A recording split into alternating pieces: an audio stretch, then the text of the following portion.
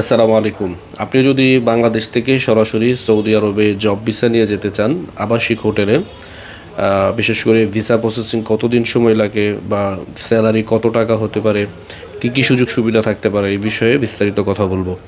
Asia travel international লিমিটেডের পক্ষ থেকে আপনাদের সবাইকে স্বাগতম।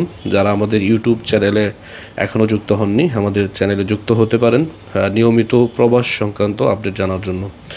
ইতিমধ্যে সৌদি আরবে আমরা আবাসিক হোটেলে বাংলাদেশ থেকে আমরা কর্মী দিচ্ছি, যারা ইতিমধ্যে 1500 রিয়াল বেসিক স্যালারিতে 1200 প্লাস 300 1500 রিয়াল বেসিক স্যালারিতে আপনি যদি সৌদি আরবে আবাসিক হোটেলে জব ভিসায় যেতে চান, কতদিন সময় লাগতে পারে ভিসা প্রসেস করতে, বা আসলে কোম্পানি কি, কোন কোম্পানির নামে ভিসা হবে, কাজ হবে কোথায়, এই বিষয়গুলো কিন্তু অনেকেই জানতে চান।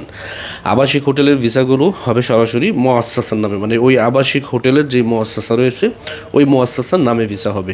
কাজ হবে সরাসরি আবাসিক হোটেলে, স্পন্সর থাকবে ওই আবাসিক হোটেলের যে নিয়োগকর্তা তিনি, আর স্যালারি হবে 1200 প্লাস 300 1500, মানে টোটাল স্যালারি হবে 1500 রিয়াল মাসিক। এখানে আপনার 300 রিয়াল দিবে খাবারের জন্য। ডিউটি হবে আপনার 2 শিফটি, তার মানে নাইট প্লাস ডে। আপনার রাত্রেও ডিউটি হবে এবং কি দিনেও হবে। ডিউটি হচ্ছে 12 ঘন্টা। 1200 রিয়াল বেসিক, 300 দিবে খাবারের জন্য। 2 বছর আপনার পরপর ছুটি দিবে এবং কি আপনার ওই 2 মাসের স্যালারিও কিন্তু দিয়ে দিবে, এবং কি হাফ ডাউন টিকিট যে খরচ সেটি আপনার নিয়োগকর্তা কিন্তু বহন করবে।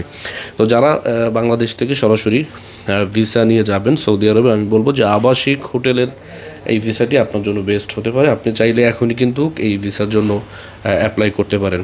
যারা আবাসিক হোটেলে যাবেন, আমি অবশ্যই বলবো যে আপনাদের যে ডকুমেন্টস রয়েছে এই ডকুমেন্টসগুলো নিয়ে সরাসরি অফিসে এসে যোগাযোগ করার জন্য। ভালো থাকবেন। আসসালামু আলাইকুম।